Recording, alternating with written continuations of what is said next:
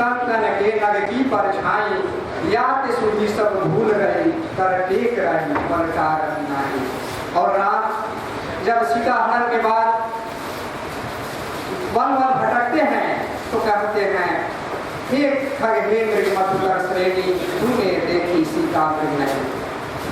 अब मैं अध्यक्ष महोदय से अनुमति चाहूँगा कि डीएवी स्कूल की एक छोटी सी बच्ची सुश्री रोशनी हमारे बीच उपस्थित है।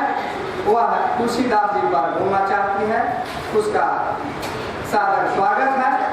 सुश्री रोशनी।